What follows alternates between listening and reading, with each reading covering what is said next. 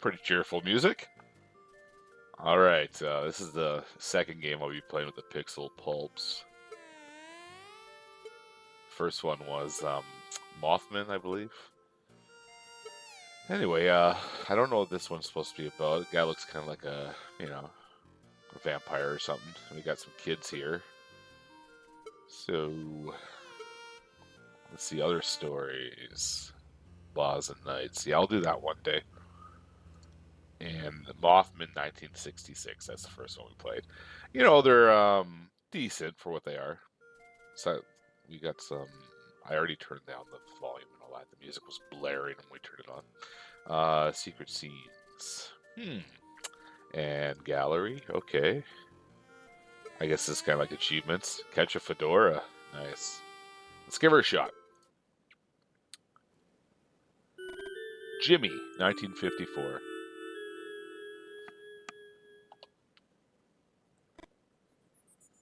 Alright, so what do we got for settings here? What's this? Okay, the options. This is the log, I'm assuming.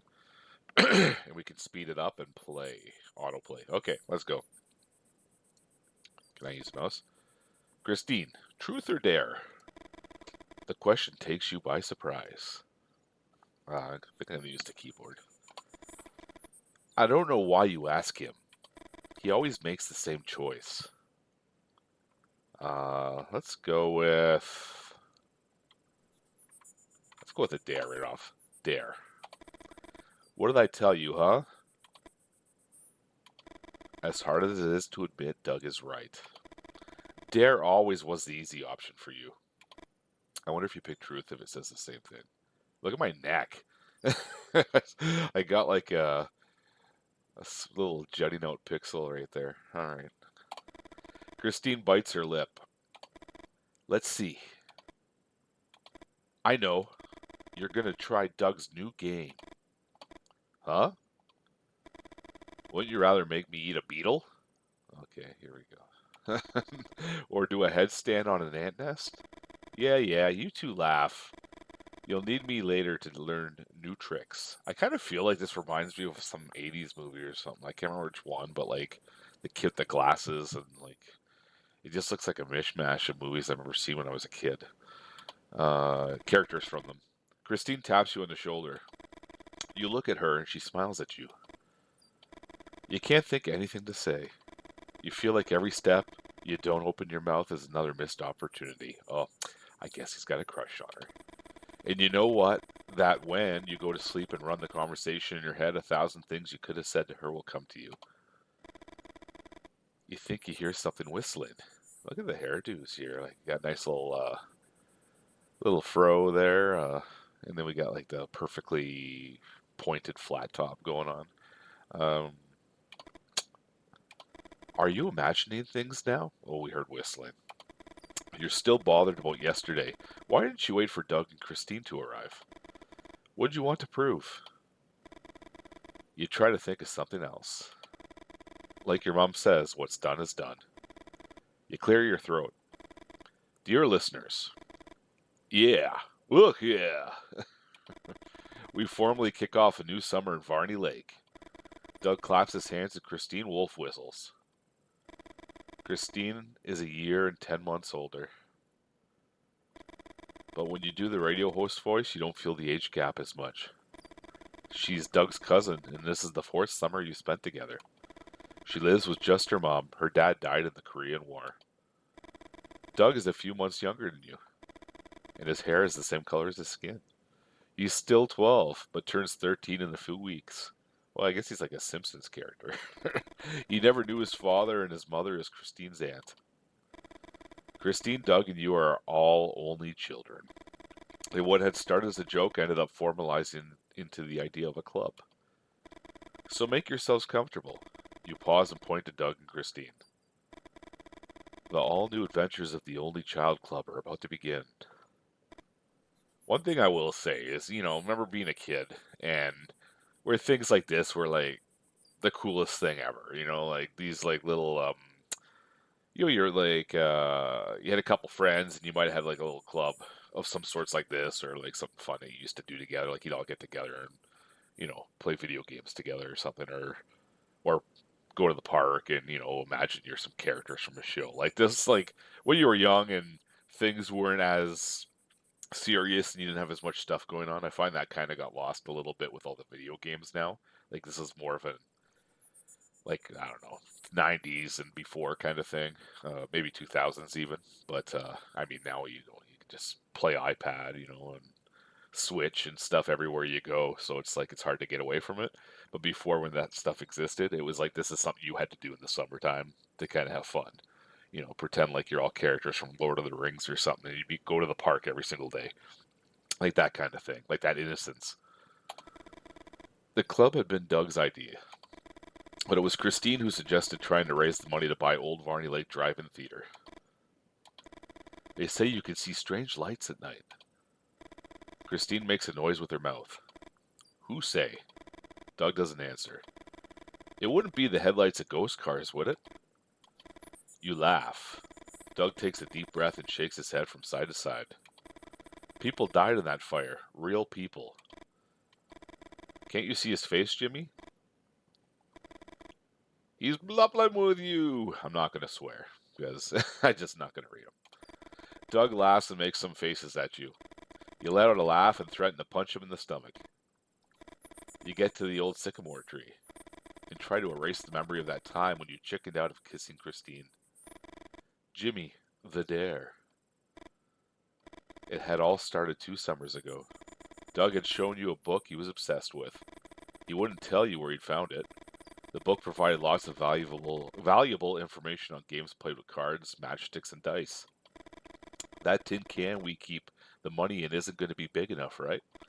Doug opens his backpack, takes out a deck of cards, and hands it to you. In the last few years, you three had raised enough money to get your hopes up. Remember what we promised? Christine tucks her hair behind her ear.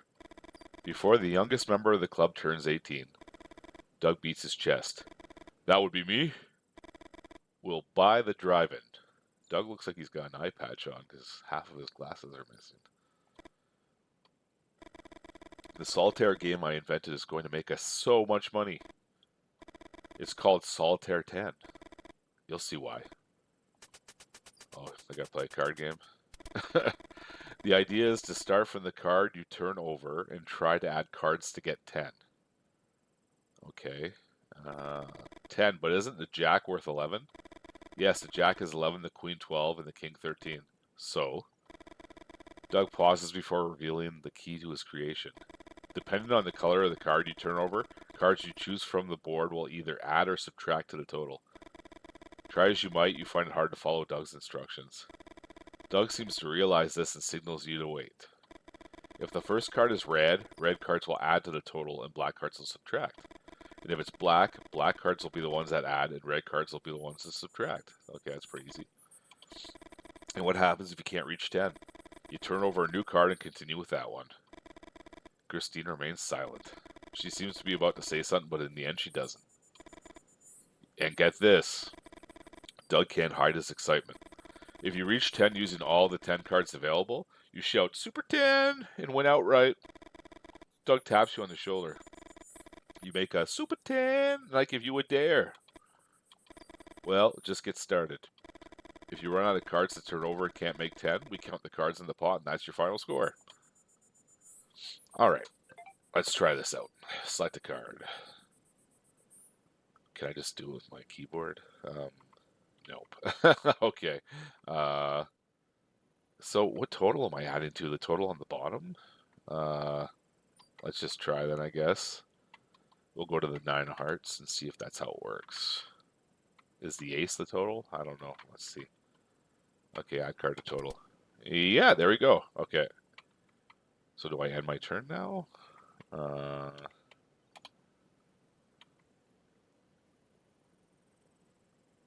Okay. Let's try it. Okay, yeah, okay. I don't know if I'm doing it right, but... Okay.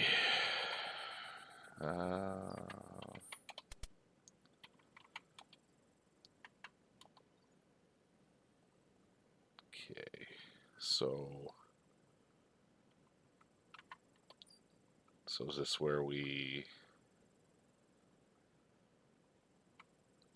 I don't know. Let's just try. I don't even know what the heck I'm doing here. Okay, add card to total. Total. Okay. Select a card. Now if I take a 10, will I get 10? Alright, good. Okay. I don't understand what's going on. Like, do I have to do the whole deck like this? Alright, so let's go. Same thing again. I try not to do this forever. I don't know if there's like some kind of achievement for it or something, but I'm not playing on Steam, so it doesn't really matter. Oh, why did that get negative 10? Oh, I get it. Okay. Because the black, I have to do a black to add to it. Okay, black card. So maybe that wasn't a great idea. So,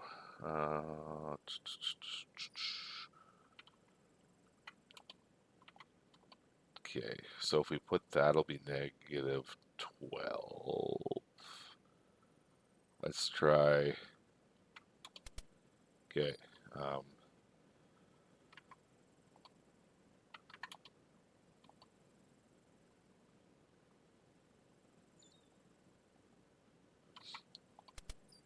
Okay.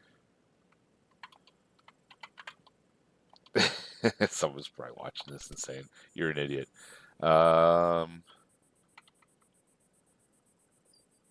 Oh, I think I get now. If you can use all the cards in one go, then you get a super 10. But yeah, whatever. Okay, add some to plot. Okay. Do I have to undo the whole thing? Okay. Okay. Uh, let's go with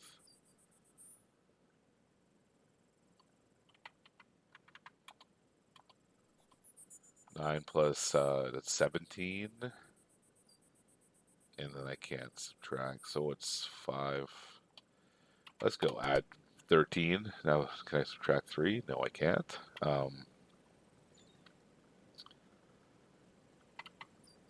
So how do you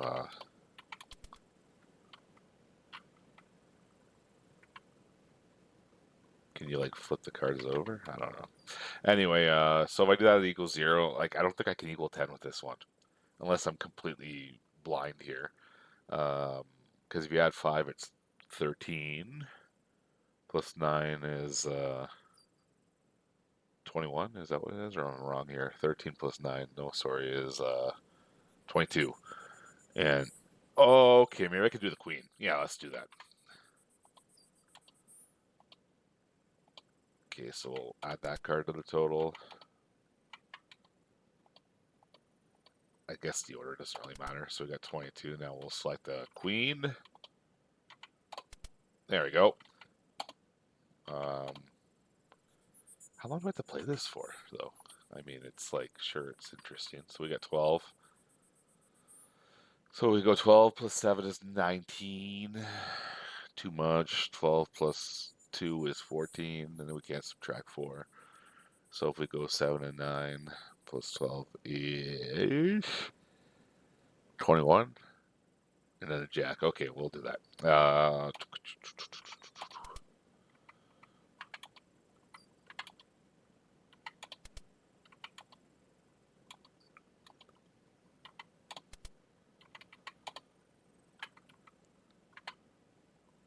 What's this turnover a new card mean? Oh, I just... that was annoying. Alright, well, enter and add some to pot. Alright, select a card. We'll do the same thing we just did.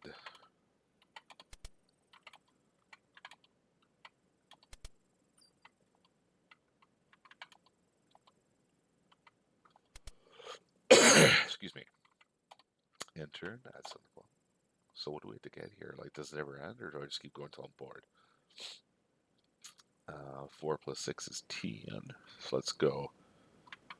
Let's see if we can use more cards here, and then we'll see if we can call it after this. So we got 10. So we'll go here, and we'll go add that card to the total. Okay, select card. We'll go add that card to the total. And we'll go add that card to the total. Okay, so we got that. Select.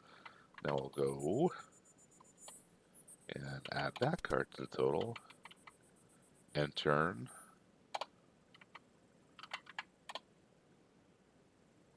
Okay. Ace is worth 1, I'm assuming. Okay, so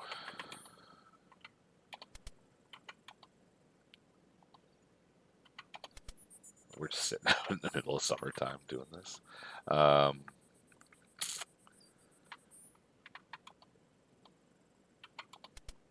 6, 3. Oh no, I screwed up.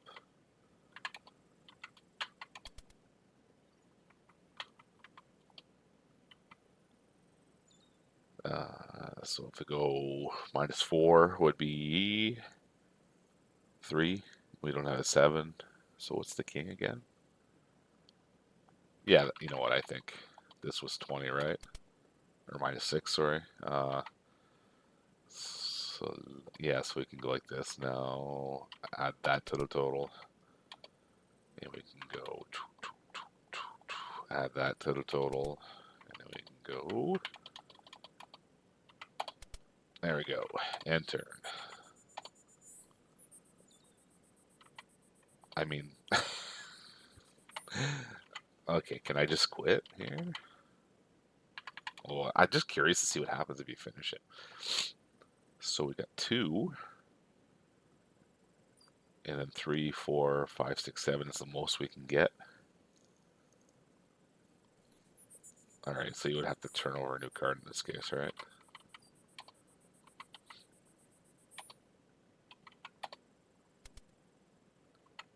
Okay, 6, 7.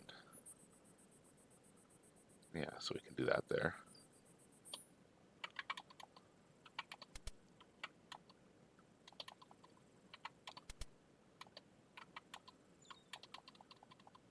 Oopsies. There we go. Yeah, okay, let's do that.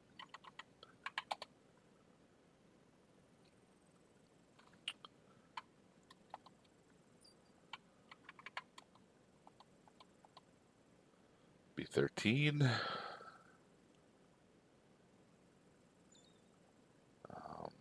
Yeah, let's do it. Select the card.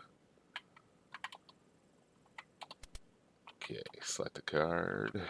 Move to right. That's 12. I'm just kind of not even adding anymore. 21 minus. Yes, now we can go like this and go add that to the total. And add that card to the total. There we go. Enter. Like, are we going to run out at some point? That's what I'm kind of wondering. Because there's only 52 cards in the deck, right? So.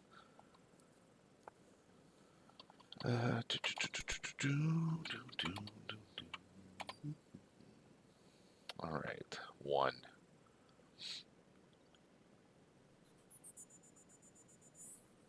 A jack's worth 11, so you know we might be able to do to get rid of more of them. We'll add that card, then we'll take that, then we'll select. I'm just seeing if this gets rid of more cards.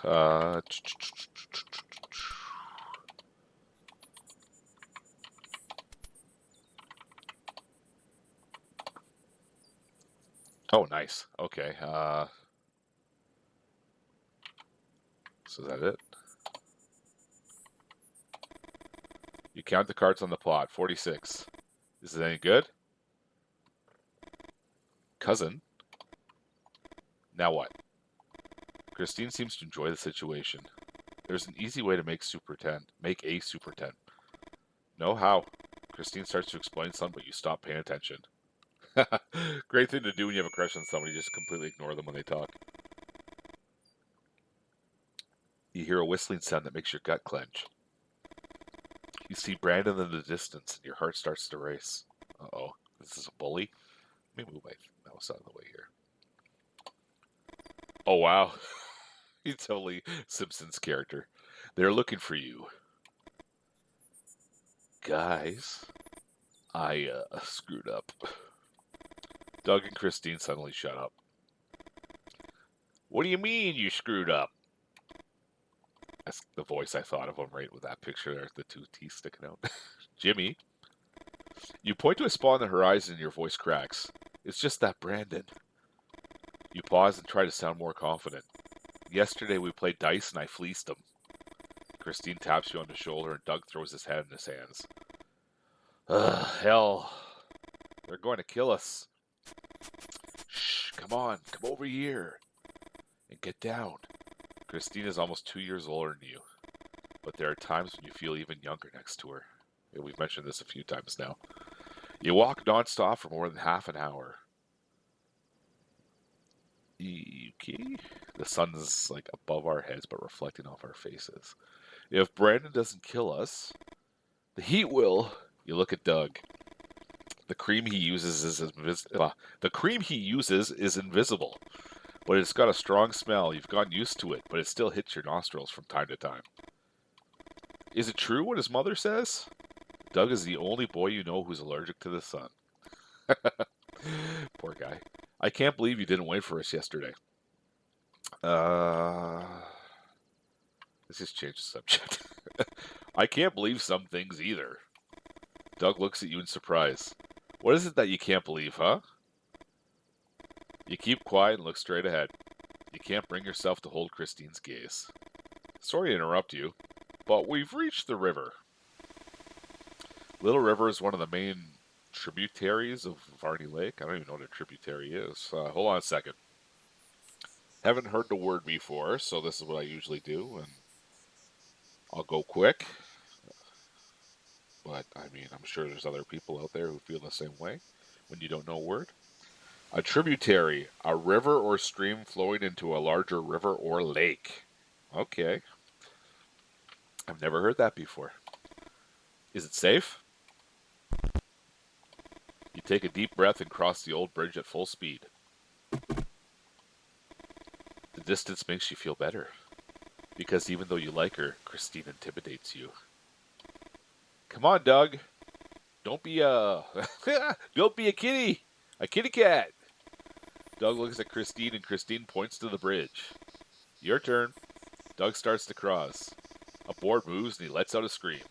Christine laughs. It's beautiful, but it makes you feel hollow. This is very strange, this setup that they're doing. And that hollowness reminds you that Christine's been dating a boy from her hometown for several years. And that when the summer is over, she'll be back with him. Over there, see? Yes. What is it? No freaking idea. Should we go see? Christine nods and Doug shrugs. You've never been to this part of Varney Lake before. How far have we walked already? Not far enough yet. Brandon is... Christine seems to be looking for the right word. Bitter. A son of a bitch, you think? You walk faster and try to keep some thoughts out of your head. Christine follows close behind you and Doug. Wow. A new headquarters for the club. Gets my vote. Wonder's gonna go into this place. Is it abandoned? Let's go and see. You all run to the entrance to the mill with a surprising energy. Although the door is open, the stench of confinement is intense. There's a guy in there. Oh, wow. Was kind of like just in there tweaking or something, eh? The sun. For a few seconds, no one says anything. Doug seems to remember something and starts going through his backpack. My mom bought this allergy cream for me. The sun. Something about the man's desperation moves you. You grab Doug's hand and shake your head. You think of your grandfather. The day he died, you had read him a letter from your grandmother. When you finished and you thought he had fallen asleep, you got up carefully and walked to the door. And he was not asleep. Whispering, he asked you to close all the curtains. It was 3 o'clock in the afternoon.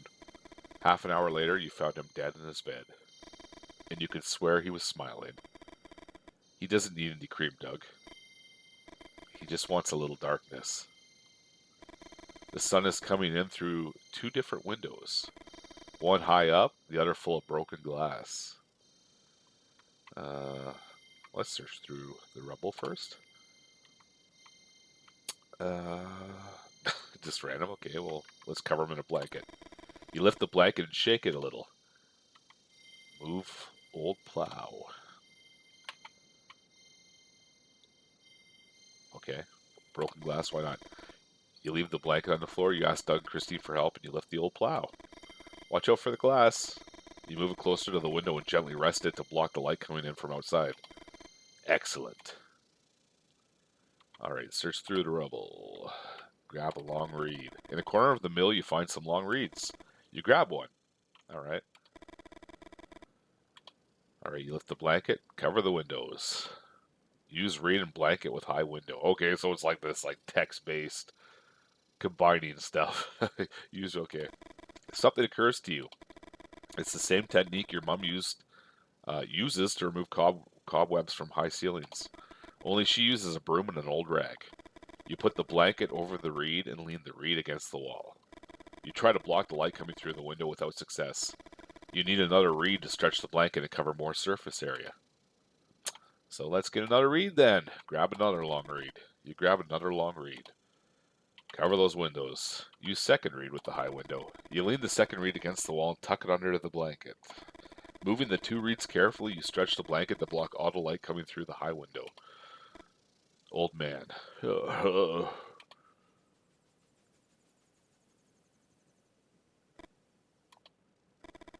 Doug's canteen bounces off one of the walls and lands on the rubble with a thud. You're not even sure you saw the old man lashing out, and you wonder if your brain isn't filling in the blanks. Rah! You help the old man up. Who is he? And why is he dressed like that? You turn your head towards the door. The old man raises his hand, his gaze fixed upon the animal.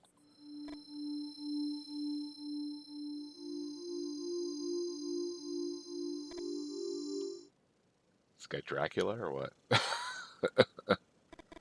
None of you move a muscle. You think of Brandon laughing about how he and his brothers used to kill rabbits. You have to point the flashlight at them. They freeze like idiots. You approach slowly and a good hit does the rest. But what followed was no hit at all. Twinkling eye. Everybody shocked. The body of the deer lay limp at the feet of the vampire, in capitals. It's noon, and the same sun you blocked from the old mill shines with all of its intensity over Varney Lake.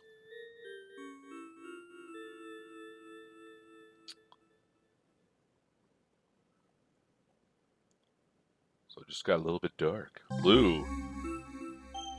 Autumn 1981. I guess this is chapter 2. I'm just going to take a drink real quick here. Is this the guy from Mothman? Like the interview book writer guy? I can only imagine the fear you must have felt. Jimmy remained silent. Okay, so I didn't pay attention in the first year, but I guess he's grown up now. Staring at some point behind your head. After his detailed account of that first encounter with the vampire, he seemed somewhat changed. But you can't really say how. You look towards the door. Will she come as she promised? Jimmy sighs and looks down. What's he thinking about? He doesn't know about it, but you'd got your hands on reports about his involvement in the Vietnam War through an acquaintance. Would you include any of that in your new book? We're a reporter. We'll dig deep. Huh? We asked if he was afraid, sorry. You repeat the question one more time. No, not afraid. I don't really know. We were kids. You wait for him to say something else, but he seems lost in thought again. Another coffee? Well, that guy looks ominous with the newspaper there and his blue glowing eye. Jimmy shakes his head. You don't insist. You think of your editor, of the words he said to you the last time you met. Your career wouldn't survive another failure. Jimmy settles back in his chair. You want to know what I'm afraid of, Lou? Did you ever forget a name? That guy in the back looks like Spy versus Spy. Did you ever forget a name? Sorry. The director of a movie? Or the author of a book? When something like that happens to you, the mind becomes obsessed. It goes into a loop trying to remember that name even when you don't care anymore. The answer can appear at any moment. While you're watching TV, while you're washing the dishes. That stubbornness, that freedom of your mind to work behind the scenes, as if it were an independent entity. What's the limit, Lou? Does it have an end? You remain silent, feeling how the distance between you and Jimmy grows with each passing second. For you, these questions were never rhetorical, and you know that there are not many people prepared to listen to the answers. There it is. After talking on the phone, you had your doubts. But in the end, she came. You had chosen this table so that Jimmy was sitting with his back to the door. You needed the surprise effect. Jimmy? Well, this guy's a bit of a manipulator, eh? Christine? Time seems to stand still, and neither of them moves. How long has it been? 27 years. Wow. You notice the way Jimmy seems to stumble over his words. You know that love is nothing more than an adaptive trick to perpetuate the species. Okay, Lou. Mr. Cynical. But as with any other magic trick, knowing there's a trick is not enough to escape its effects. Come, let's sit at the table. Jimmy, I can't believe it. Jimmy smiles and you look away. There's something about the gesture that makes you uncomfortable, as if the muscles in his face have forgotten what a smile looks like. I'm a little late, I'm sorry. Don't worry about it. We've just started. You tell Christine what you were talking about with Jimmy. That day in the summer of 1954 when you met the vampire. Did you tell him about Doug, my cousin? Jimmy nods and starts drumming his fingers on the table. Why is he drumming his fingers on the table? Although you assume it's a nervous gesture, Jimmy's fingers seem to be asking something of Christine. Okay. That summer was... I'm sorry. I thought I was ready. You lean forward and take a deep breath. You know you can't miss this opportunity. You tell them what you can about your new book. At first, you find it hard to articulate some ideas. You're not selling a project to a publisher. Gradually, you find your tone, and you are aware of the effect your words have on both Jimmy and Christine. You even talk about memory as a way of purging the present at a point when you are feeling particularly poetical. Or, like, what's that called? Alliteration there? A lot of P sounds. Present at a point where you're particularly poetical. But you know that memory can be that, and much more. You don't feel comfortable. Why are you doing all this? Is what your editor thinks really so important? Your readers? Anyway, you had managed to spur a change. And Christine seems determined to talk. I'm losing myself in those blue and black eyes. You have to understand that we were kids. Kids? You find it interesting that Christine uses the same arguments as Jimmy. That the summer was just beginning. Wow, I miss that feeling. The days seemed to go on forever, and we could do anything.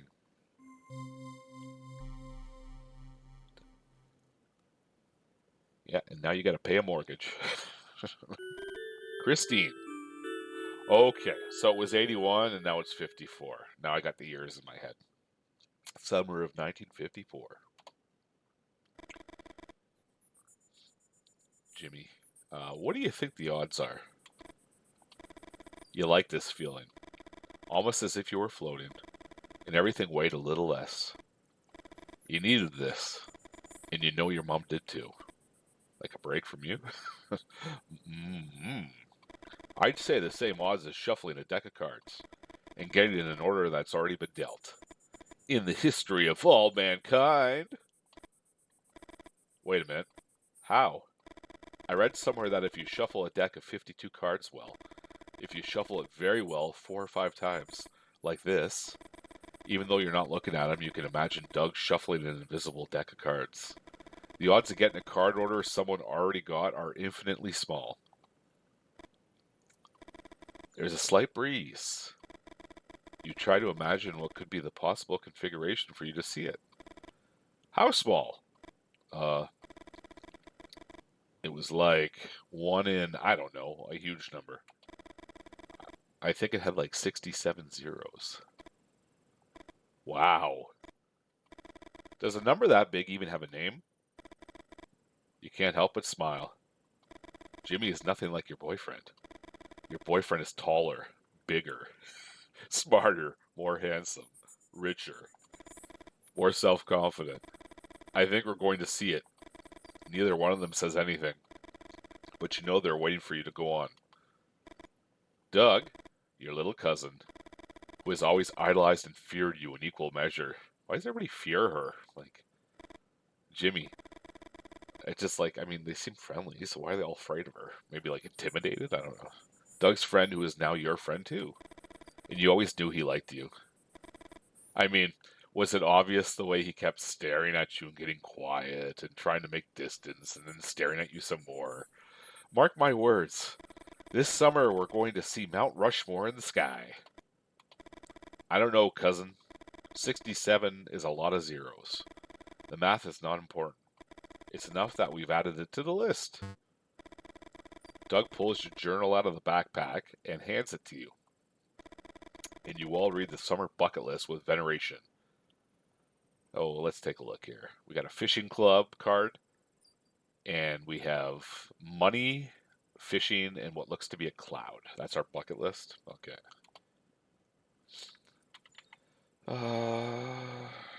See Mount Rushmore in the clouds, catch an albino tarpon, and get. You know what? Let's do the $100. This was one of the club's oldest goals. Year after year, you aim to raise $100 to someday be able to buy the drive-in theater. Yeah, like, even with conversion, is that a lot of money? I don't know. Last year you had come close, and Jimmy thought all you needed was just a little more ruthlessness. Catch an albino tarpon, some kind of fish. Martin, Felix's father, was the only one who had ever caught one. Such a feat had earned him his picture on the wall of the fisherman's bar. There was a time when everyone wanted to catch another albino tarpon.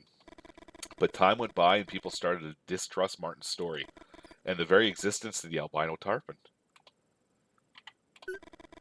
Even though you understand the boys' doubts, you know they're looking at the problem in the wrong way. The Mount Rushmore in the clouds. Finding shapes in the clouds speaks more about the people looking for them than the shapes themselves.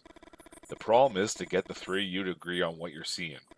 And when that moment comes, when all three of you agree that you're seeing the same thing, you will have reached the most precious moment of your friendship.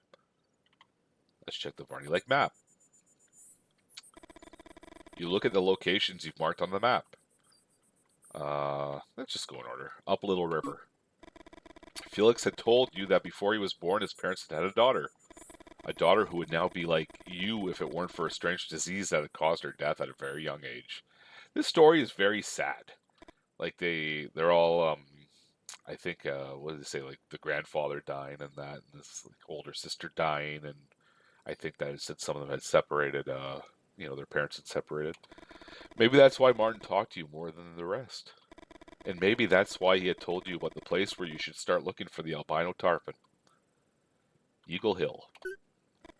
Eagle Hill is located southwest from the lake. The perfect place to feel close to the sky and find different shapes in the clouds. Eagle Hill was one of the spots that couples older kids used to meet up at night, until the winter Barbara disappeared. Barbara lived year-round at Varney Lake. Eagle Hill was the last place she'd been seen alive, and with Brandon no less. After ruling out Brandon as a suspect, the police believed that Barbara had run away from Varney Lake, Rumor around town had it that she didn't get along with her parents at all. I wonder if the vampire had anything to do with that, disappearance. General market. The general market is almost as old as the first settlement in Varney Lake. You can buy almost anything, from bread or butter to batteries or cigarettes. But even more important, the general market is surrounded by a concrete playground where the kids from Varney Lake hang out a lot. And like preemptively, is it going to say until that day one of the kids had something terrible happen to them? But we'll see. Hopefully not. Hopefully not everything has a bad story or a sad story. And that playground is the ideal place to play Doug's games. Thank goodness nothing bad happened there. Shouldn't we mark the area the vampire told us about? Doug's right. Ooh, and they put a bat there. The old cobblestone road stretches for miles. No one knows when it was built, or by whom. The vampire had told you to follow it to the end. And to wait until it was 7 o'clock in the evening. Guys, does this sound like something you should be doing?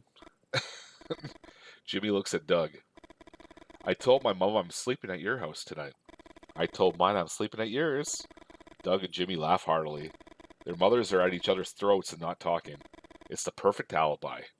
And this is like pre-cell phone era, so it's like not they can send a text out and say, hey, so have a good night tonight. Oh, by the way, my kid's lied. And I just noticed, what is with these strange looking stick arms? But I'm being very critical of the pixel art here. What about you? Neither of them asks you anything. You know they do it out of respect. Your mom is usually so drunk at night that you don't have to make up an excuse to go out.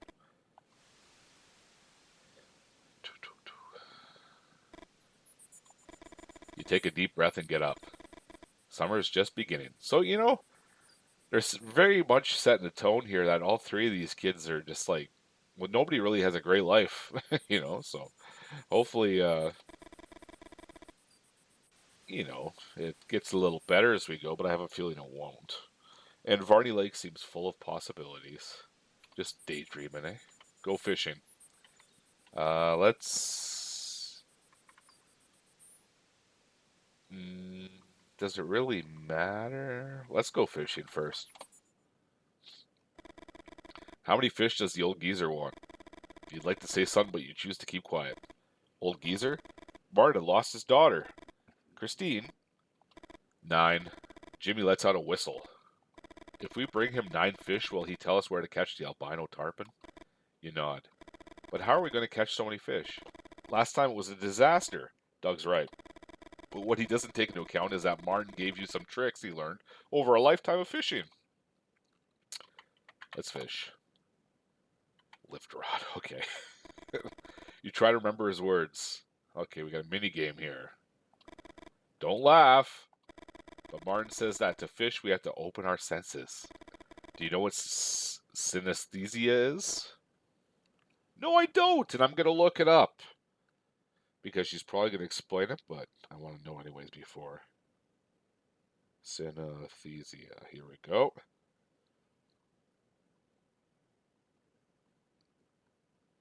Did I read that right? Was it synesthesia? All right. Is a perceptual phenomenon where stimulation of one sensory pathway triggers involuntary experiences in another. People with synesthesia, called synesthetes, experience sensory crossover such as tasting colors or feeling sounds. Interesting. All right. And she said that, but we got a little bit more detail now. Synesthesia is the ability to perceive something with a different sense than the one stimulated. Seen a color when you hear a musical note, for example. Martin says that to be a good fisherman, you have to develop synesthesia. It's different now. When you catch something and try to pull it out of the water, there's going to be resistance. The fish is going to try to get loose. And what you have to do is imagine those movements in a specific color. Green for a weak movement, yellow for a normal one, and red for a sudden one. Wow, nice. As long as we respond with movements that compensate for the fish's attempts to escape, we're going to tire it out and we're going to be able to get it out of the water. I'm having trouble reading this while tongue-tying myself. Well. Okay, let's see how this works. Jimmy looks confused. After a few seconds, Doug starts laughing. And you say my games are complicated. You don't feel like arguing with your cousin. This is not a game. Fishing is an activity. And as with any activity, what really matters is to dedicate the necessary time to learn all its secrets. Alright. Lift rod. Oh, wait. So I have to do it in the green here? You got something. Okay. Now I'm making sense here. A sneaker? What size? Too big. Let's fish again. Let's see if we can catch something. Lift rod. Okay, so like...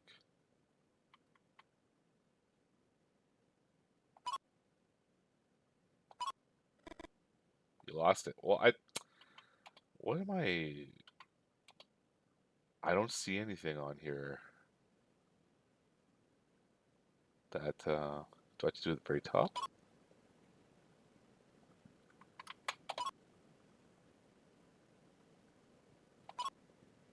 Okay. I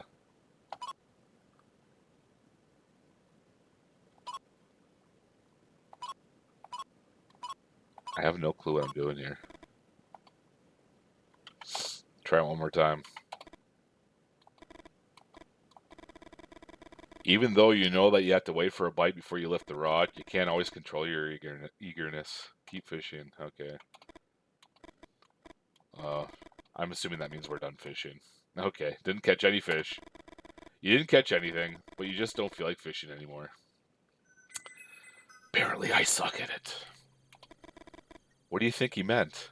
So, like all those three other options, like are not even an option now to do any of them. Okay, so is that like for replayability? I don't know. I think it was clear, especially after seeing how you were shaking in the middle. Huh? Yeah, right. Wasn't it you who let out a scream when he bit the deer? Huh? I think we should all scream when somebody bites into a deer and starts drinking its blood.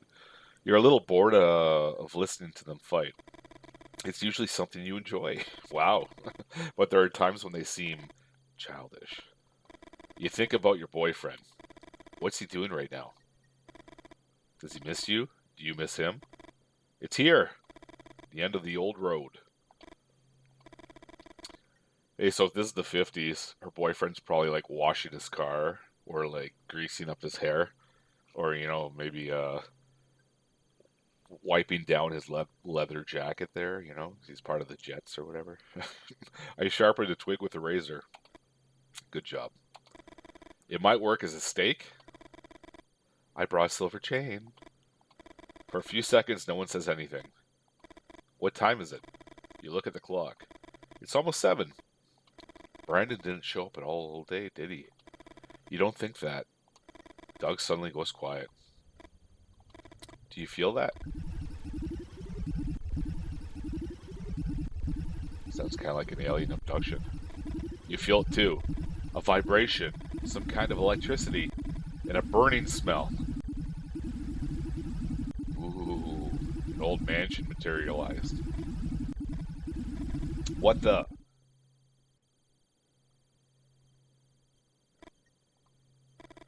Come here, come on. Jimmy still surprises you. A few minutes ago he seemed... What word did you use? Childish? Now you don't quite know what to think. What do you think? Shall we go in? Why would we wait a bit? I don't know. Let's just go right in. You nod your head. Jimmy takes a step forward, but Doug grabs him by the shoulder. Shouldn't we wait until we're invited? That's funny. I thought only my kind had to worry about that. Come with me. You look at Doug. Doug looks at Jimmy. And Jimmy looks at you.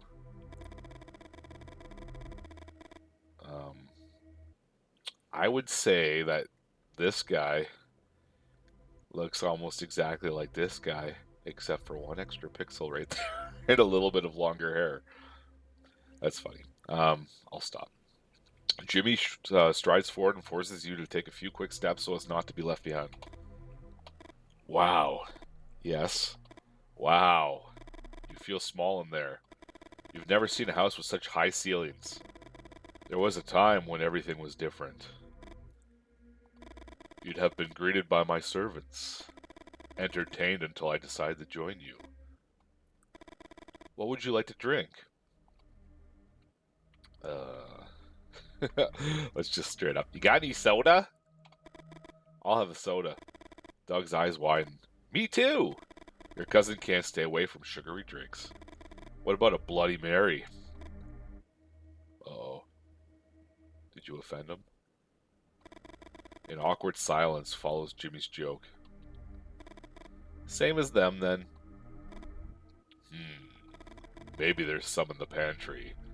He's got some Fanta in there. I'll be back in a minute. As soon as the door to the huge dining room closes, the three of you jump out of your chairs. How old is this furniture? Who are all these people? Did you see the little bats on the chairs? None of you can contain your amazement. After all, you were in a vampire's house, who apparently has bats on his chairs, like as a, decorative part. Bloody Mary? Doug lets out a hiss and you can't help but laugh. I'm sure he's been thinking up vampire jokes all afternoon. Jimmy doesn't say anything and your laughter doesn't last long. The silence is oppressive. You wonder if the walls of the dining room had ever heard the sound of people laughing. You unconsciously fondle with your bracelet, and you're thankful it's silver. The door opens and none of you say anything. You are lucky. I found carbonated beverages in one of the pantries.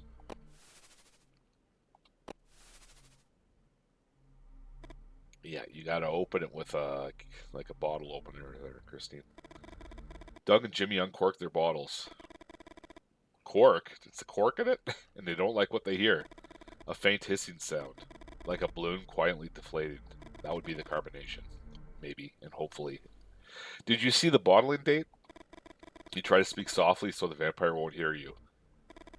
One of my maids always said, soda never expires.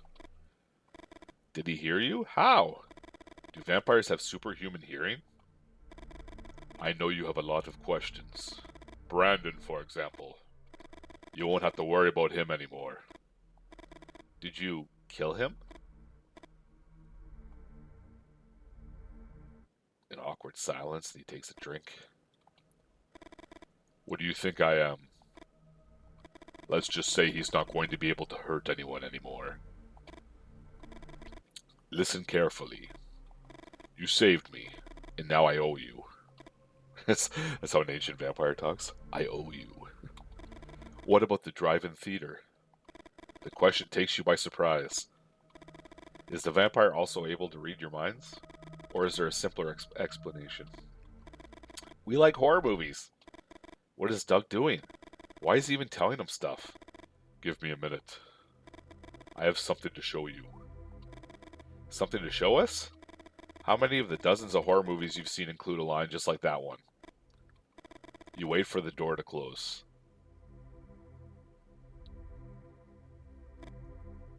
I noticed that Doug's hair looks like it changed tone, so it's slightly brown now. So he doesn't quite look like a Simpsons character anymore.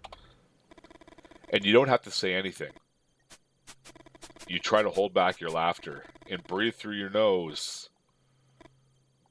Why? Why did we run? Doug tries to catch his breath. What do you mean, why? That old guy's a freak, and we don't want to die in his haunted house. You look at Jimmy and smile. Jimmy smiles back. It's just a second.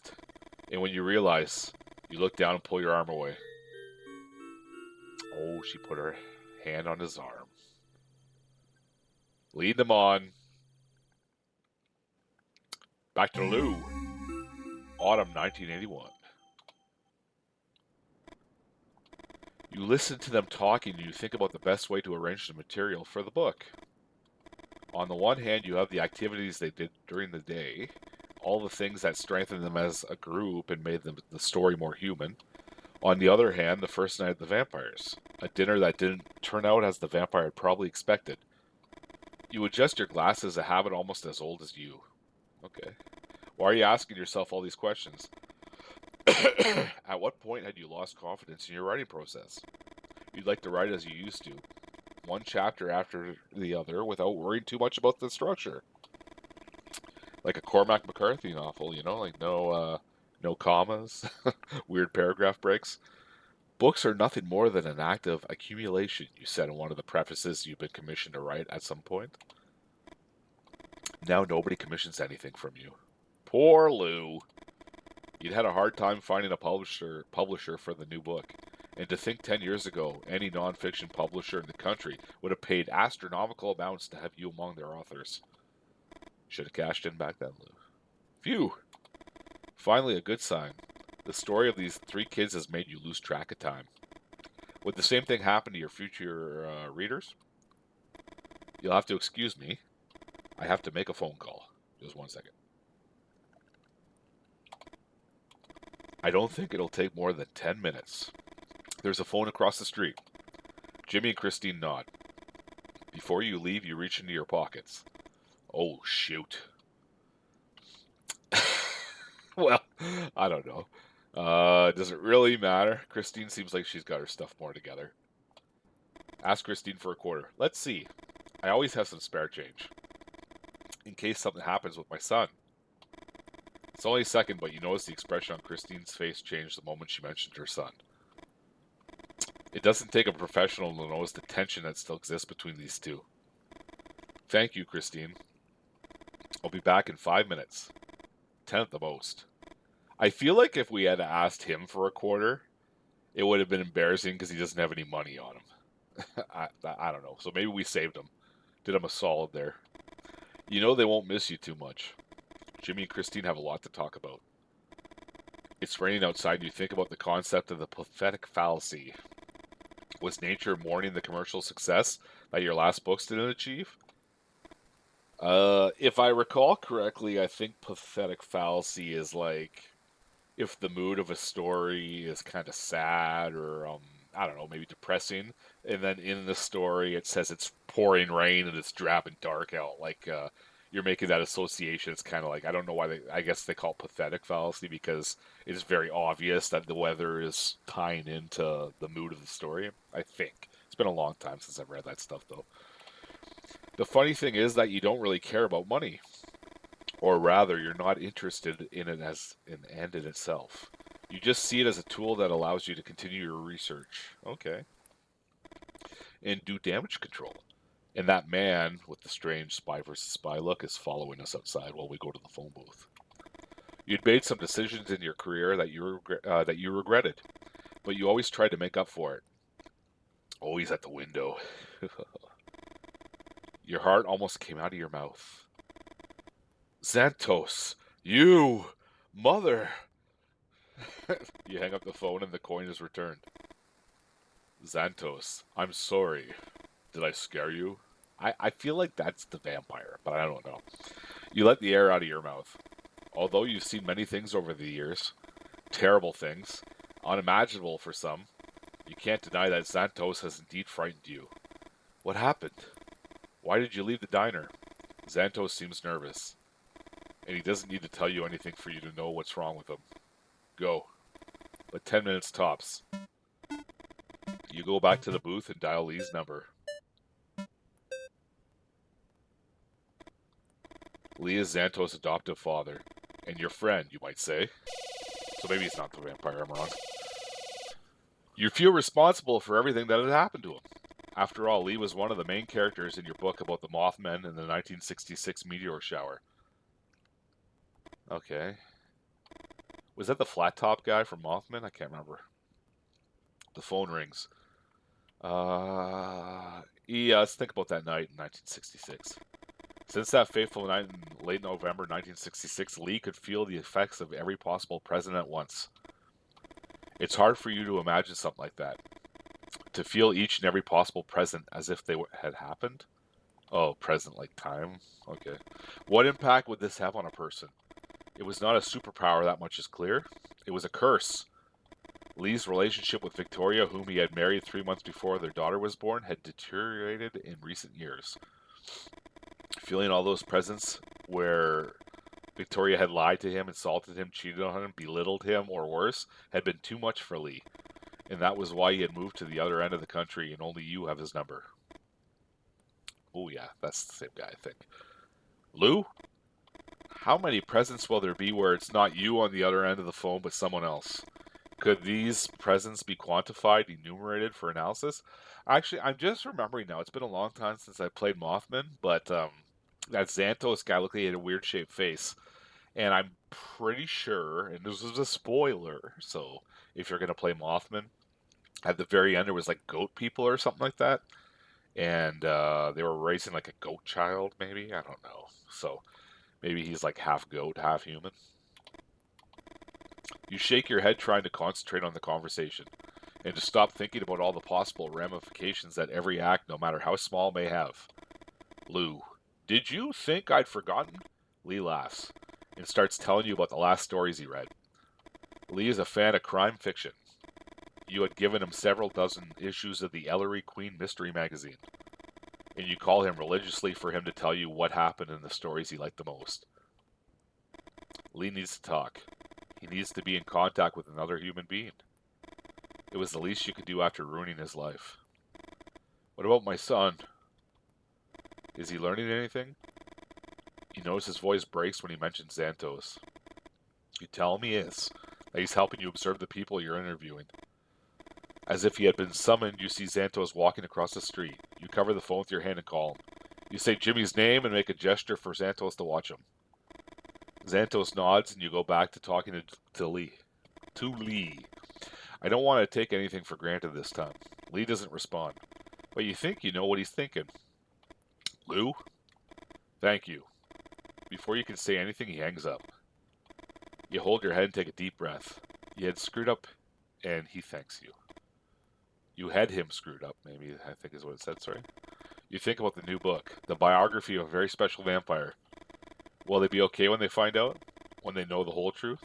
Christina's a family, but Jimmy? You know how much he's suffered. It's impossible to foresee how he might react. But isn't there a possible present for any outcome? No. No. The end is always one and only one. And you have to learn to live with that. So, I don't know. So far, this is kind of... I'll just wait for the music to play.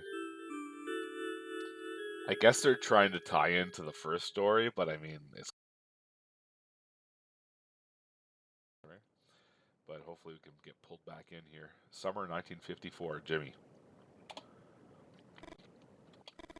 You think you exist, and therefore you do. This is nice, isn't it? But you'd rather not think, and exist without knowing it. So, what are we doing today? I had enough of fishing. Let's go to Eagle Hill. Do you remember when you asked how to play? Christine smiles and you pretend to be angry. There aren't too many rules. When you think the clouds form something, you point to the sky and tell the others. How can I fail this one? Alright, point to a specific shape in the clouds. Let's do it. Give me a minute here. Let's see. To me, that looks like... I don't know what a moai is. It could be a... Oh, I see the rabbit. Let's do the rabbit. Yes, yes. Christine is obsessed with Mount Rushmore. You don't care that much. Looking for Mount Rushmore in the sky is just another excuse to spend more time with her. I'm just curious. What the heck is a moai, or whatever that was? M-O-I-A? Is that what it was? I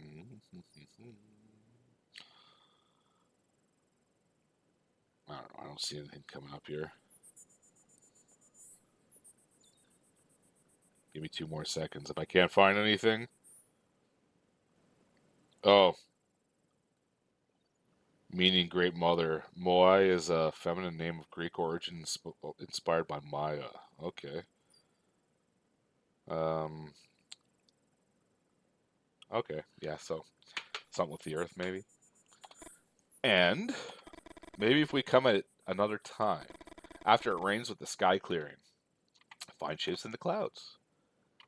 All right. Let's do...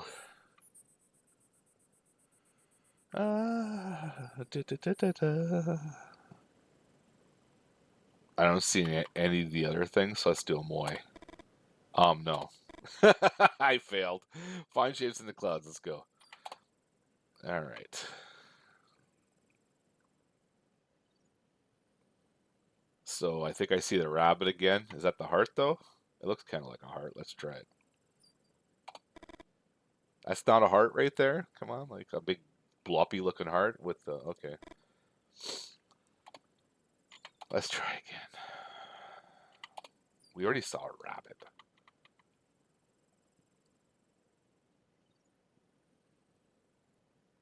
Okay. None of those look like a rabbit. That looks like a skull, though, so let's take the skull. That's a skull! Those are the eyes? That's the nose? Come on. Crossbones?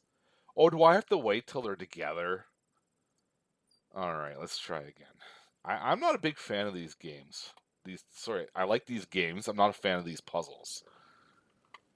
Alright, let's see what this is. We have to wait for it to go together, I guess. Okay.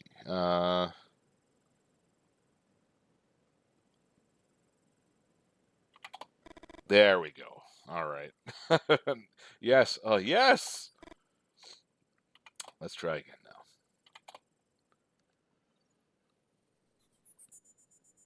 I feel like this is just like padding right now to make the game last longer.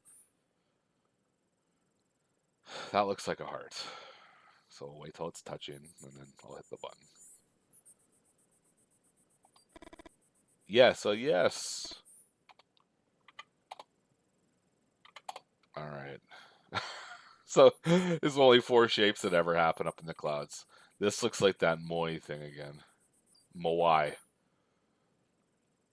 Which, to be honest, looks kind of like the Easter Island thing. The stone heads there. Okay. So how many times do we do this?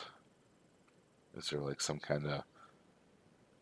This is my last one, I think. This is clearly the rabbit again, so...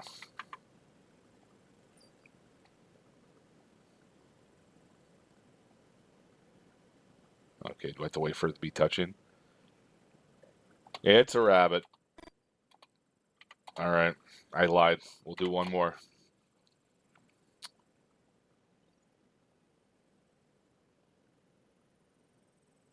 It's a heart again.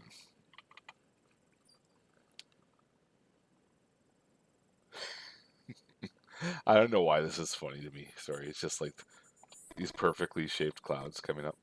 Alright, exit. Creature from the Black Lagoon. They're at the drive-in movie theater. You have to see it. It's hard to compete with Christine. House of Wax, Invaders from Mars, The Thing from Another World. It doesn't matter what horror movie it is.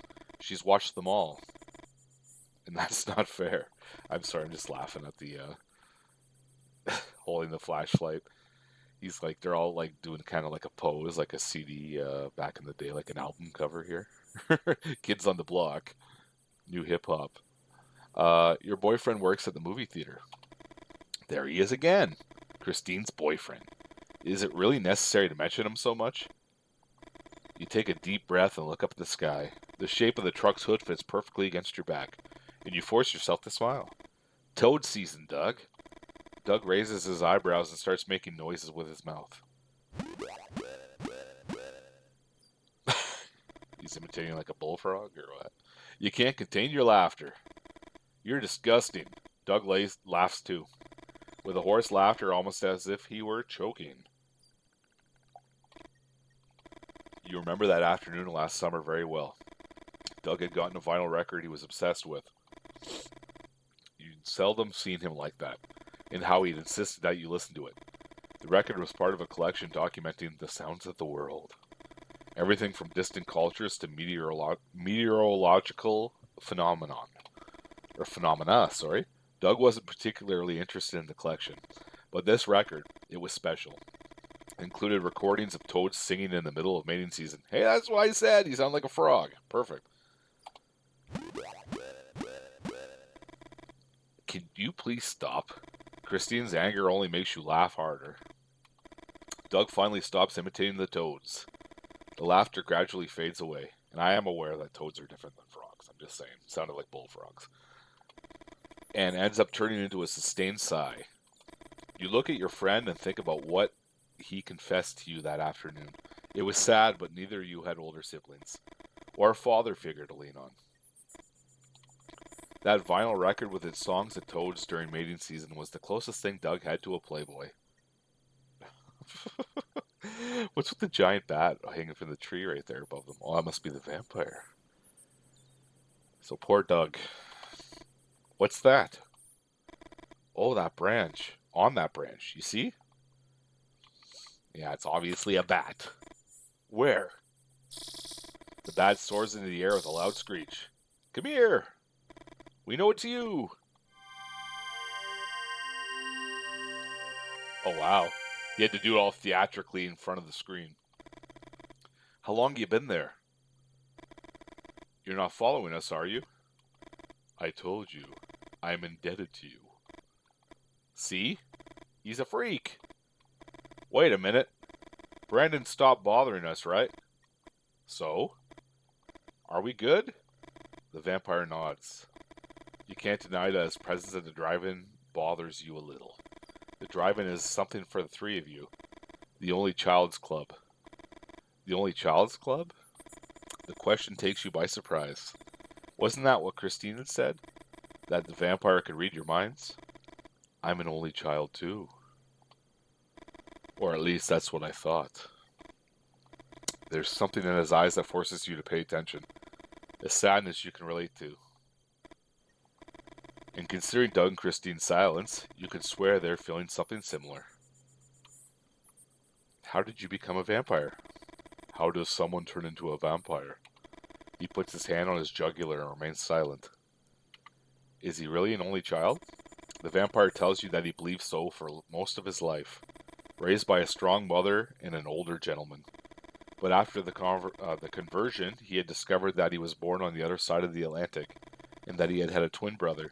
However, his original family had given him to a couple who couldn't have children, and who were about to emigrate to the United States. Isn't that tragic? Two brothers separated at birth, and turned into two only childs. What's his real name? The vampire says that his name's not important, but that you can call him Lizard, Lizard, List, Lizard. The vampire just told you to call him Lizard. I don't know. I'm going to call him List. List. Let's do List. After listening to him, you can't deny he had suffered just as much as the three of you. What will the others say? Will they give List a chance to prove himself as a new member of the club? They're going to let this, grown vampire join the club. Xantos, autumn 1981. Lou calls it goat Tourette's. Yes, I was right. They were goats. I knew it. Okay. I did that so long ago, I can't remember, though. You know he doesn't mean it in a bad way. As well as being your godfather, Lou is a writer. And sometimes writers use words like shortcuts. Your mom didn't like it when Lou said goat Tourette's. You had read about Tourette's, and you understood the comparison. Doctors call attention in a muscle group that the individual with Tourette's relieves with motor tics the premonitory urge. Your case is different. The urgency is not focused on a specific muscle group, but rather in the whole of your being. With every kick, every jump, and every blow, you feel alive, as if all of a sudden the veil were pulled back. Goat Tourette's is what allows you to bear being unable to show yourself to the world as you really are, as you were when your parents and your godfather found you that night in 1966. Goat Tourette's is the way you found to forgive yourself, at least for a little while. What's this now? Oh. Good Lord.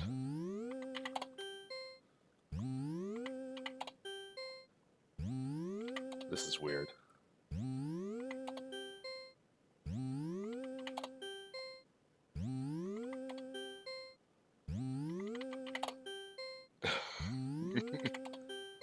Well, there we go. The spasmodic movements release the accumulated tension, and for a moment you feel the veil being lifted. I'm Xantos, son of Victoria and Lee, godson of Lou, and I am a goat man. You breathe a sigh of relief. But you know the sensation won't last long, and you still have things to do. You wonder if Lou made the right choice in selecting you for the job. Xantos, private detective. You hope to one day have your own sign on the door of an office downtown. But that's still a long way off. You nod to Lou and walk back into the Nyack Cafe. You're just starting. And for now, your tasks are pretty simple. Lou asked you to watch Jimmy and Christine during the interview, and to follow Jimmy after the meeting. Your godfather told you that after telling them the truth, anything could happen, and that you had to be very careful with the consequences of their actions. And you? Wasn't that what you were? A consequence of their actions?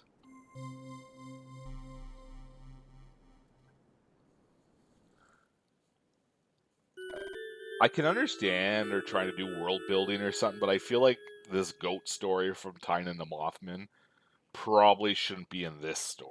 But I don't know. Maybe it'll all make sense at the end. Christine, summer 1954. The raindrops pound the roof, and you have to speak loudly to be able to hear each other. It's really coming down out there. Why does he feel the need to talk all the time? When you have nothing to say, you just stay quiet. It's really coming down out there. And why describe what everyone can already see? How much longer will it rain? Is it worth waiting to see if it stops? You have the matches, Doug? Doug shrugs. I had to give them all to my mom. If you'd shown a little more interest when I wanted to show you the puzzles, maybe I would have kept them. You stretch a bit. Do we go back then? Both of them nod. Jimmy seems like he's going to say something else, but ultimately changes his mind. Another of his astute observations. Your legs dangle from the platform. A gentle breeze caresses your arms, and you sigh. You wonder what you'll remember of all this 10 years from now. And in 20. In 25? In about 27, you'll be in a diner talking about it. Let me think a little. You look at your cousin. Since the night you started hanging out with the vampire at the drive-in, the dynamics of the Only Child's Club had changed. Doug spends most of his time with List. Ooh, okay. And now, now that you have more space for just the two of you, Jimmy seems to have closed in on himself. So this old vampire is hanging out with a bunch of kids playing checkers and stuff now. It's kind of strange. Let's talk about who's Maggie. Did I miss something here? I'm not paying enough attention. Let's talk about the vampire though. Talk about List. Do you think what List said about the games is true? I'm sorry, what? Ask again. Jimmy raises his shoulders. He looks like he wants to say something but regrets it. I don't know if it's true, but I think it makes sense. I always wondered about the origins of certain board games. To think they're an advanced society's experiment to study us?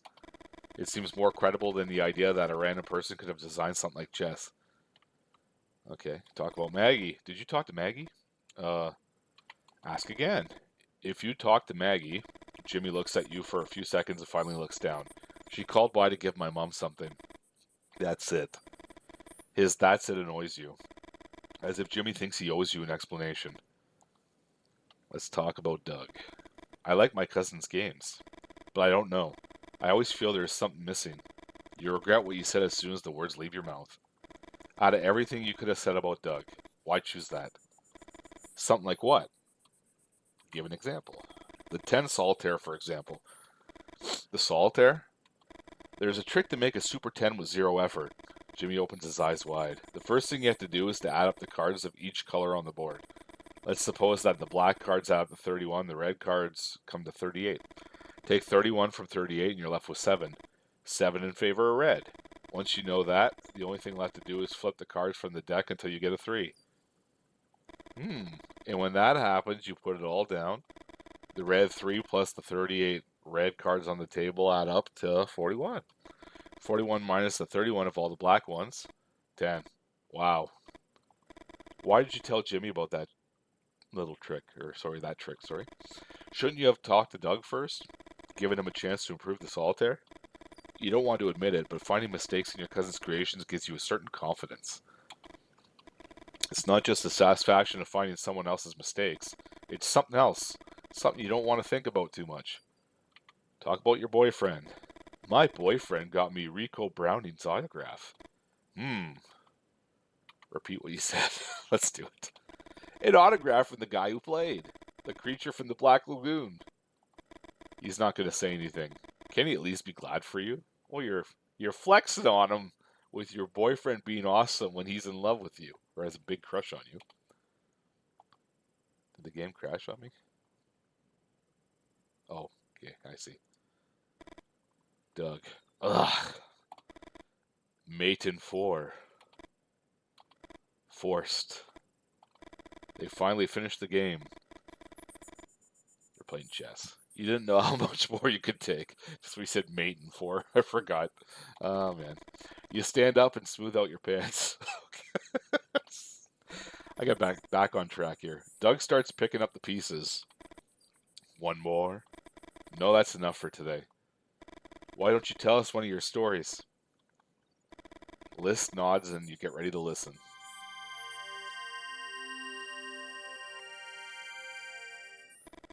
Which story would you like to hear? Let's go with Godfrey the Glue Maker. This is the story of Godfrey the Glue Maker. Godfrey was a glue maker. He made glue from horse bones and hooves. He wasn't the best animal. His wasn't the best animal glue in the region, but he'd been very lucky. He sold the glue to a famous bookbinder in town. However, whilst he had built a very lucrative business, Godfrey had not been able to find love. He was a romantic, a true believer in the concept of the other half. One afternoon, crouched over the dead body of a young foal he had bought from a widow, he had an idea. After shaking the dirt off of it, the animal had fallen off a cliff and crushed its owner. He cut off the horse's tail with a big pair of scissors, stood up, and approached a mirror. He raised the horse's tail behind his head, and he liked what he saw. It was a new Godfrey, younger, healthier even, with long, silky hair. It didn't take much to make up his mind. Didn't he make animal glue for a living? A few weeks later, and with renewed confidence, Godfrey met the beautiful Isolde, a young woman who ended up being his wife and whom he loved fervently. One day while Godfrey was in his workshop working on a hanging carcass, Isolde approached him from behind. She was smiling from ear to ear as she had great news to give to her husband. But the moment she touched his back, something strange happened. Godfrey's shoulders dislocated with a wet crack and both arms suddenly shot back, as if powered by strong pistons. The hit landed on her chest. Godfrey turned around and saw Zola on the floor, her eyes wide open. He ran to her, and to his horror found that she was dead. He burst into tears, his face resting on Isolde's chest. Godfrey cried for a long time, unable to move. And his tears moistened the ends of the horse's tail he had glued to his head almost a year ago. This is such a ridiculous story. Wow. You look at Doug. Doug looks at you and nods. Another story? Yes, learn about the lumberjack. Gilbert the lumberjack. I'll tell you the story of Gilbert the lumberjack. Gilbert wielded the axe as few others could. He lived a nomadic life, dedicated exclusively to his work. Carpenters and builders adored him. One day, while chopping on a very thick oak tree, Gilbert heard a groan. He pressed his ear to the trunk. Could the tree be complaining? He removed the axe from the trunk and swung it again. There was no doubt there was the groan again. Confused, he dropped the axe and paused to think for a few minutes. Gilbert didn't particularly like his job, but it was the only thing he knew how to do.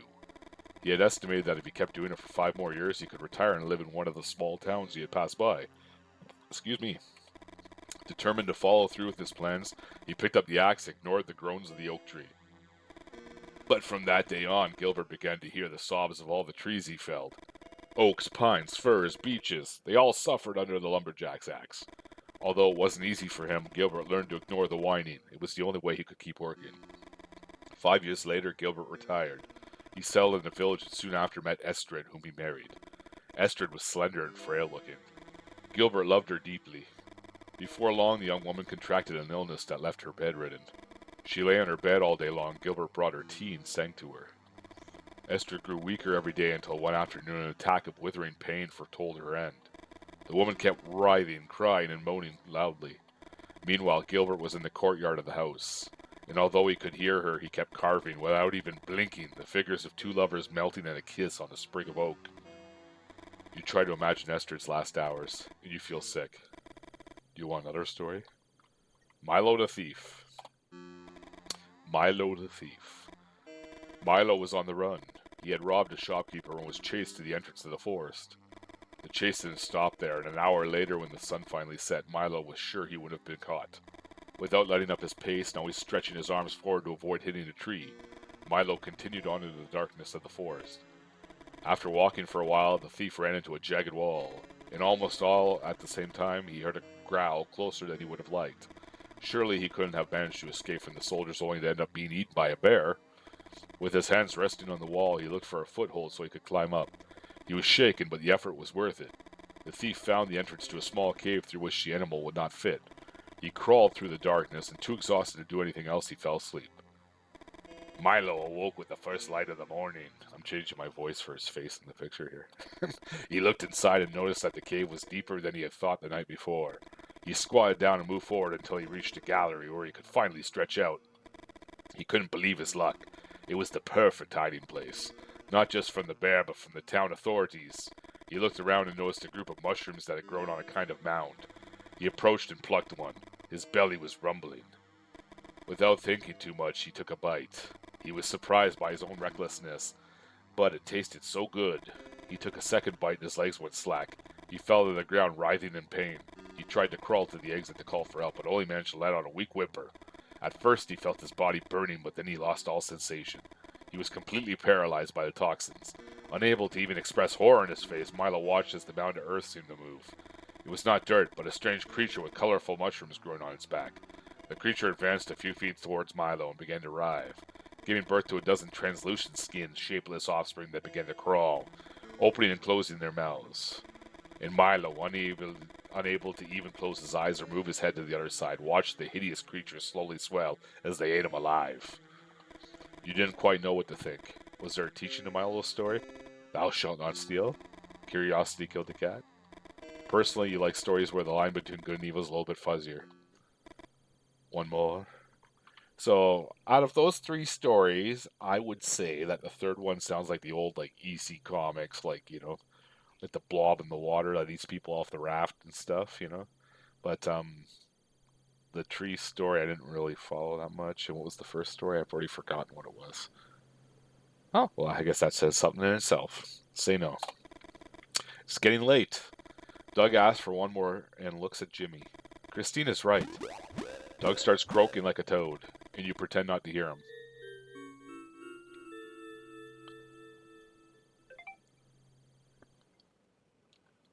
Lou, autumn 1981. Okay. List enjoyed telling these stories. There was something about the way he moved his hands, the way he projected his voice, and his shadow. It looked like, I don't know, like he could control the darkness around him. Christine shifts in her chair. But his most striking features were his eyes. Yeah, there was something about the way he looked at you that took you to the very heart of his stories. Is it you? The couple look at you in silence. They expect you to say something. When was the last time something like this happened?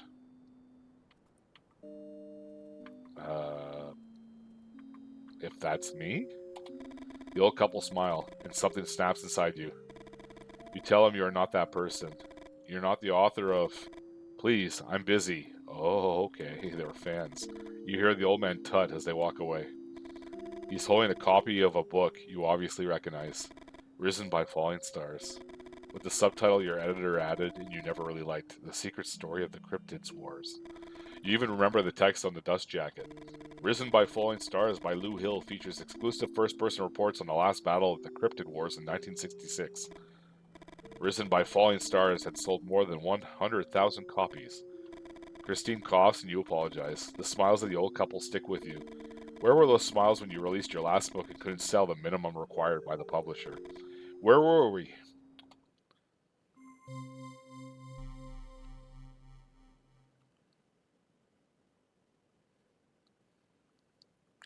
Jimmy. Summer of 1954. Varney Lake. You know that if you lived here, it wouldn't be the same. That all this has value because it has an end. Christine takes out her notebook. Although you did lots of things, you couldn't achieve anything on that summer bucket list. But does it matter? You see your friends smile, and you can't help but copy them. You'd like to tell them how much you love them, but you feel embarrassed. Will you be brave tonight?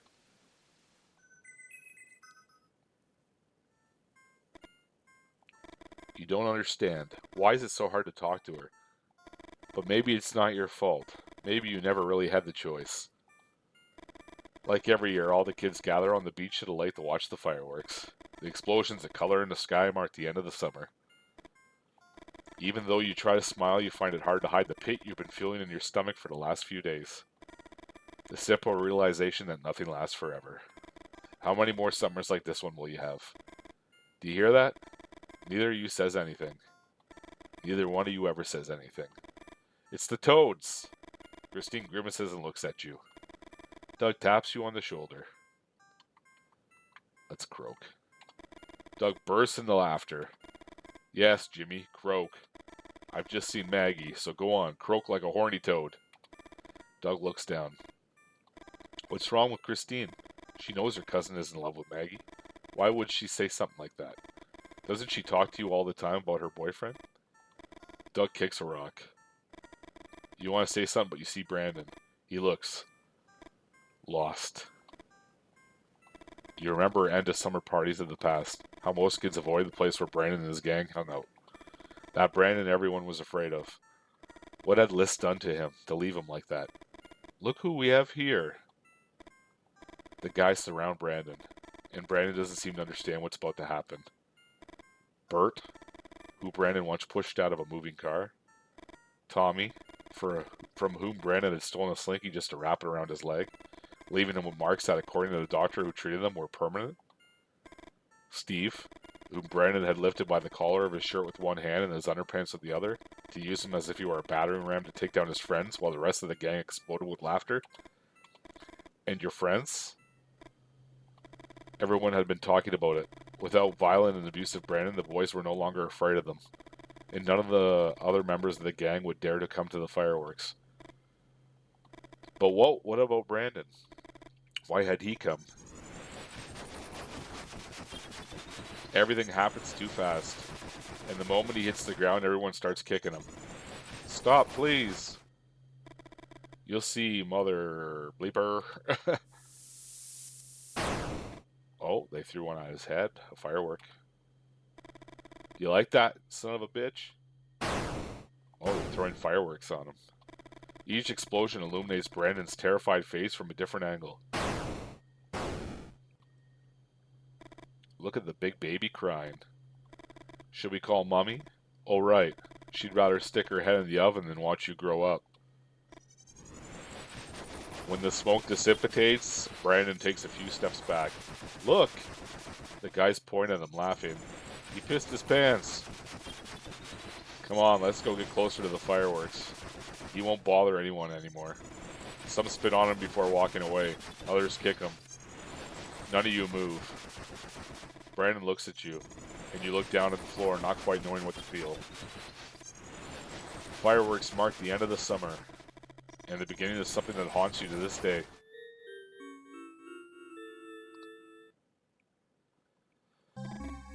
Yeah, I can see they're going for some parallel here, like he was a bully and then everybody starts bullying him, but I mean, I don't know. It's, sometimes life is hard.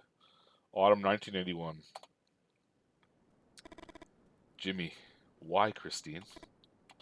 Why didn't we do anything? So we don't know what happened, so let's just say we couldn't possibly imagine what was going to happen. We couldn't know, it's true, but we just watched, Christine. Doug, Christine. That vengeful son of a bitch Brandon killed him. Killed him. Killed who? If we'd interviewed that night at the beach, if we'd stopped them, no, it's not fair. There was nothing you could have done, or at least nothing that could have changed your cousin's destiny. Luke clears his throat, and the noise brings you back to the present. I'm not a big fan of this jump around stuff like this. There's no easy way to put it, so I'm just going to say it. Doug, your cousin, your friend, who everyone thought was dead in the months following that summer of 1954, he's alive. What? Yeah, and I could prove it. But Brandon, your head starts spinning. Just listen to me, it won't take long. This newspaper is from December 9th, 1954. Your cousin had disappeared on December 1st. Every newspaper tells more or less the same story. Watching from a window, an eyewitness saw a big boy savagely beating a smaller one. Okay, now we're getting exposition here. He went inside to call the police, and when he came back, both boys were gone. A few days later, the witness recognized Doug's face on the missing poster, but put up by the family. It was the same boy the big guy had been beaten up ferociously. When the police showed him some pictures, he also recognized Brandon, the prime suspect in the investigation after everything that happened that summer at Varney Lake, and whom the police had been unable to question because he was missing. Everyone drew the same obvious conclusion. Brandon was behind Doug's disappearance. But the newspapers also mentioned a second witness in passing, Benjamin Vanstone, an addict who lived on the streets. The police took his testimony. However, his statements were dismissed on the assumption that it was some kind of hallucination. Vanstone stated that a winged figure appeared above the big boy. Oh, jeez. And that with one swipe it had cut off his head. The smaller boy was dying. The figure held him in their arms and stuck its fangs into his neck. At that point, Vanstone got scared, hid in an alley, and didn't come out for a few hours. A few days later, he showed up to testify. He couldn't stand the nightmares anymore. Nobody believed him. You understand what this means, right? So am I to understand here that he somehow kind of like mind controlled the bully, Brandon, and all the fireworks going off and stuff like that, and the beating kind of snapped him out of it, so he attacked Doug? I don't know if that's what we're going for, but we'll see. Liz turned Doug into a vampire. Lou nods. No, it can't be. Jimmy speaks softly with a broken voice. You look at him with overwhelming desire to hug him. And you? What do you feel? Your cousin Doug, he's alive. And what about Brandon? What had Litz done with Brandon's body? Didn't his family deserve to know what happened to him? Does it matter? If the story Lou just told you was true, Brandon had tried to kill your cousin. Brandon. Never mind that he was your first kiss. Oh, okay. Brandon was the son of a bitch. You take a deep breath. How many years has it been? No, Doug would have told us. Look, I took this picture a few weeks ago. It's for the book I'm writing. A biography about Doug, the vampire kid. Okay.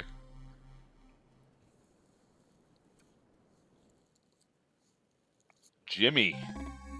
Autumn 1981. Christine. I can't believe it. The seconds pass. Raindrops clatter relentlessly on the sidewalk with the perseverance of a ruminative thought. Why didn't Doug ever contact you in all these years? Where is he now, right? Lou had told you he didn't know the current whereabouts of your friend, the vampire kid, and that he'd let you know as soon as he had more information. Now we have to wait. Listen, are you okay? Can I give you a ride somewhere? Let's just say no. Come here. I'll take you home. No thanks. I need to walk. Jimmy? You make an effort to look her in the eyes. Christine doesn't say anything else. You give her a kiss on the cheek, and you walk away in the rain. Doug is alive. Why didn't he ever call his mother? Does he know his family suffered? How you suffered? You still remember the day Christine called you to tell you about it. Christine was sure that they were going to find him, that Doug was fine, but you suspected the worst. Senior year of high school was one of the hardest. All you could think about were Doug's plans. It seemed so unfair that someone had taken away his future. Far from diminishing, the pain grew as the years went by. Alcohol helped you sometimes. It made you forget. You never stopped visiting your friend's mother, even though she didn't lose hope. She suddenly flew into fits of hysteria that tore you apart. You think about what Lou told you, about the witness who had seen the posters papering the whole town. As soon as you heard about his disappearance, you traveled to join the search. Doug lived in the same town as Brandon. How could you not see that something like this would happen? That Brandon would seek revenge. So much pain. The alcohol, the street fights, the army, Vietnam, the shootings, the smell of the jungle, the return to the country, the desire to leave everything, the nights sleeping on the streets, the fights in the shelter. And now a guy like Lou comes along and tells you that Doug is alive? Who the heck cares? Does he think he is? Sorry, who does he think he is? You try to calm down. You know someone is following you. It's the same person who was watching you in the bar, hiding behind a newspaper. It's not the first time you've been followed since you came back from Vietnam, and you know exactly what you have to do to lose them. After a while, you get out of the van and wander aimlessly, or at least that's what you think you're doing. The rain follows your every move. You hurry your pace, driven by a force you can't define, a certain attraction, the deer, you suddenly think. What the heck? This was something you and Doug used to talk about. In one of his magazines, Doug had read about a doctor who claimed there were people who had a hard time seeing what they were thinking. People who were thinking about an apple and who couldn't see it in their head. You didn't see the apple, but you could swear that for a second you could see the deer exactly as it had been back in '54. What the heck? The drive-in theater. Like the deer in the mill, something or someone brought you here. You're soaking wet and your legs hurt. How far have you walked already? You cross the grounds facing the huge screen among the poles of the drive-in's audio system. Some are crooked, some broken in two, but others still have their speakers plugged in, and you even think you can hear static. There he is, Doug. Your friend who had died, and now is alive. Doug! Doug takes a few seconds to answer. Who the heck are you? You croak at the top of your lungs. Jimmy? Jimmy! All these years. Why, Doug? Why the heck didn't you tell us anything? Your heartbeat quickens with every step he takes. He doesn't look like the same Doug. Jimmy. Why?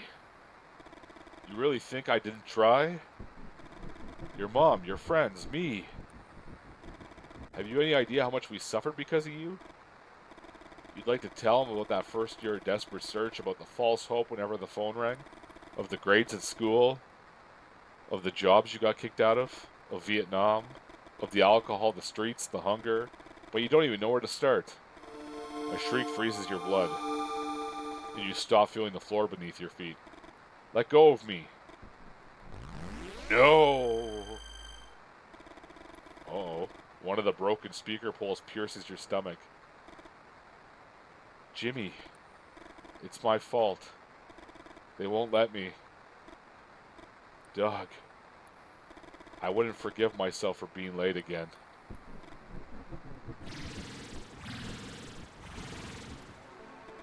Come here. Let me help you. The reflection of the drive-in screen makes Doug's fangs glow. It'll just take a second. Then you'll feel better.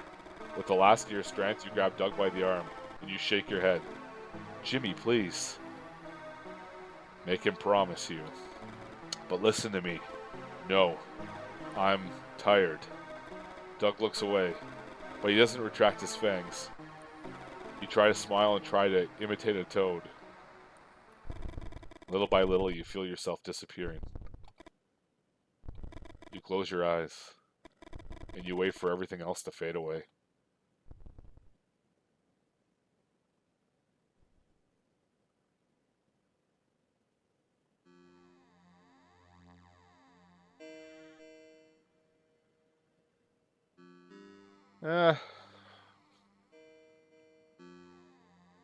I don't know. Kind of like, not a big fan of how it was, the goat kind of Mothman stuff was tied in. I think it took away from what could have built this story up more. And that ending was very rushed. And not enough stuff was explained. But, I mean, it had strong points. But I don't know. Just overall, I don't feel like it was the like the Mothman one was a little tighter. I think the story. This one was kind of could have used some more. I think. What's going on here now? Stephen King, Christine. Okay. John Carpenter. Uh-oh. We're both vampires now. He didn't listen to me.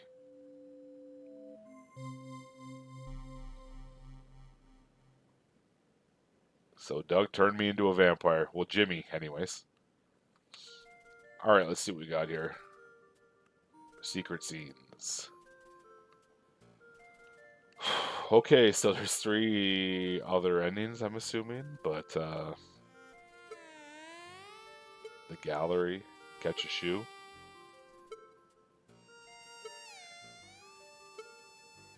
Okay.